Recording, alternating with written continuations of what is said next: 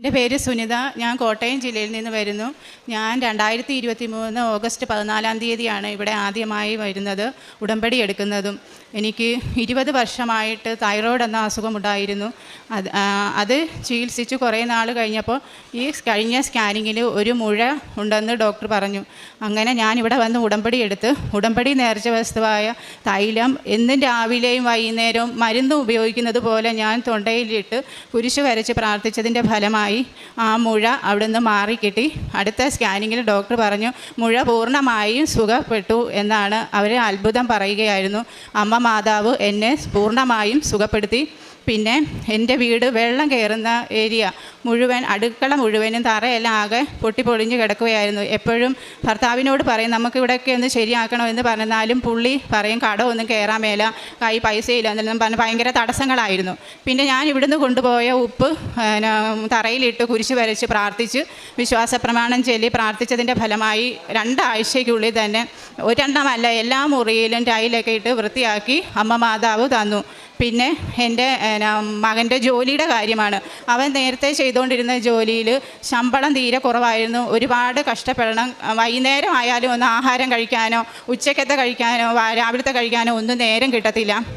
എപ്പോഴും ജോലി തന്നെ, അതിനനുസരിച്ചുള്ള ശമ്പളം ഒന്നും കിട്ടുന്നില്ലായിരുന്നു. എന്നോട് വന്ന് പറയും അമ്മ എനിക്ക് ആഹാരം പോലും കഴിക്കാൻ നേരമില്ല എന്നെല്ലാം പറഞ്ഞു. ഞാൻ അമ്മാതാവിനോട് കരഞ്ഞ് പ്രാർത്ഥിച്ചു, ദൈവമേ എൻ്റെ മകന് ഇവിടുന്നല്ലാതെ മാറി വേറെ എവിടെയെങ്കിലും ഒരു ജോലി ശരിയാകണേന്ന്.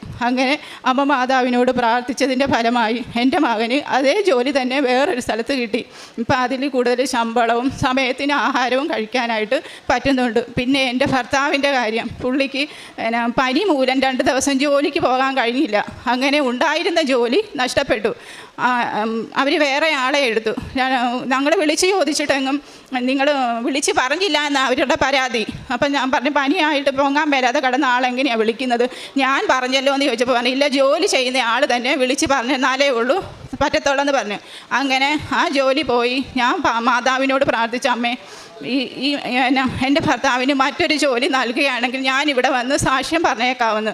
അങ്ങനെ 2 ആഴ്ച കഴിഞ്ഞ് പുള്ളി ജോലിയുടെ കാര്യം അന്വേഷിച്ച് കടയിൽ പോയപ്പോഴത്തേക്കിന് എൻ്റെ കയ്യിലുണ്ടായിരുന്ന ഉപ്പ് ഞാൻ വിശ്വാസ പ്രമാണം ചൊല്ലി പ്രാർത്ഥിച്ച് പുള്ളിയുടെ കയ്യിൽ ഞാൻ കൊടുത്തു. ഏത് കടയിലാണ് കയറുന്നത് അത് അവിടെ ഇടാൻ പറഞ്ഞു. അങ്ങനെ ഇട്ടതിൻ്റെ ഫലമായി 2 ദിവസം കഴിഞ്ഞപ്പോൾ അവിടുന്ന് തന്നെ ജോലിക്ക് ചെല്ലാൻ വിളിച്ചുകൊണ്ട് പറഞ്ഞു.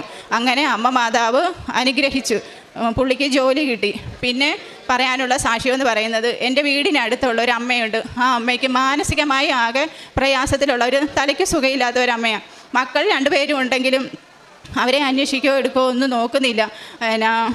മകൻ ഇറങ്ങിപ്പോയി അവിടുന്ന്. അമ്മയുടെ ശല്യം കാരണം അവിടുന്ന് അമ്മേനെ ഇറക്കി വിടുമായിരുന്നു ചെയ്തത് മകനെ. അപ്പോൾ അവർ വാടകയ്ക്ക് പോയി. അമ്മ ഒറ്റയ്ക്ക് അവിടെ താമസിക്കുന്നത്. ഇടയ്ക്ക് ഓടി എൻ്റെ അടുക്കൽ വന്നിട്ട് പറയും മോളെ എനിക്ക് തീരെ വയ്യ, എൻ്റെ ശരീരം മുഴുവൻ ഭയങ്കര വേദനയാണ്, എന്നെ നോക്കാൻ ആരുമില്ല. ഞാൻ അന്നേരം പറയും മക്കളെയൊക്കെ ഇറക്കി വിട്ടതല്ലേ എന്നൊക്കെ ചോദിക്കും. അന്നേരം പറയും എനിക്ക് വയ്യ മോളെ എന്ന് പറഞ്ഞ് ഞാൻ അന്നേരം എൻ്റെ കയ്യിലുണ്ടായിരുന്ന ഉടമ്പടി പത്രം കൈ കൊടുത്തിട്ട് പറഞ്ഞു ഇത് വെച്ച് പ്രാർത്ഥിക്ക്. പിന്നെ ഉടമ്പടിയുടെ ഉപ്പും തേരും തൈലമെല്ലാം നെറ്റിയിലിട്ട് കുരിശ് വരയ്ക്കും. ഉപ്പ് ഞാൻ ആഹാരം കൊടുക്കും കഴിക്കാനായിട്ട്, അതിനകത്തിട്ട് കുരിശ് വരച്ച് പ്രാർത്ഥിച്ച് കൊടുക്കുമായിരുന്നു. അതുമെല്ലാം കഴിച്ചു. അതിൻ്റെ ഫലമായി കുറച്ച് നാൾ കഴിഞ്ഞപ്പോഴത്തേക്കിന് അവരുടെ മക്കൾ 2 പേരും അവരെ അന്വേഷിക്കുകയും നോക്കുകയും വന്ന് കൂട്ടിക്കൊണ്ട് പോയി. മകൻ വന്നപ്പോൾ കൂട്ടിക്കൊണ്ട് പോയി. ഇപ്പം മകൻ്റെ വീട്ടിലാണ് താമസം. അപ്പം എന്നെ കാണുമ്പോൾ പറയും എനിക്ക് ഒരുപാട് ആഹാരം തന്ന മകളാണ്. ഞാൻ പറയും അതിനെന്നാ ഇനിയും ഞാൻ തരാമെന്ന് പറയും. അങ്ങനെ ഒരുപാട് അനുഗ്രഹങ്ങൾ ചെറുതും വലുതുമായ എൻ്റെ ശരീരത്തിന് കാലിനൊക്കെ ഭയങ്കര വേദന, എവിടെയെങ്കിലും ചെന്ന് നിൽക്കാൻ പറ്റത്തില്ല. ഭയങ്കര വേദന എന്ന് പറഞ്ഞാൽ ഒരുപാട് ബുദ്ധിമുട്ടി. കാലിൻ്റെ വേദന, കൈ ആണെങ്കിൽ പൊക്കാൻ പറ്റത്തില്ല, ഒരു കൈ. അപ്പം ഞാൻ എന്നും ഉടമ്പടി തൈലം ഉപയോഗിച്ച് പ്രാർത്ഥിക്കും.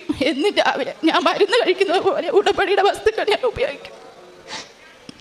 അങ്ങനെ അമ്മ മാതാവ് എനിക്ക് പൂർണ്ണ സൗഖ്യം അവിടുന്ന് തന്നെ എല്ലാ അനുഗ്രഹങ്ങൾക്കും കൃപകൾക്കും ഒരു കോടാനുകോടി ഞാൻ നന്ദി പറയുന്നു. പിന്നെ കാരുണ്യ പ്രവർത്തനങ്ങൾ എന്ന് പറയാനായിട്ട് ഇവിടുന്ന് കൊണ്ടുപോയ ഉടമ്പടി പത്രം ഞാൻ ആശുപത്രികളിലേക്ക് കൊണ്ട് കൊടുക്കും. പിന്നെ എന്നെ കൊണ്ടാവുന്ന വിധം ആഹാരം ഞാൻ കൊണ്ടാക്കി. ഞങ്ങളുടെ വീടിനടുത്തൊരു പള്ളിയുണ്ട്.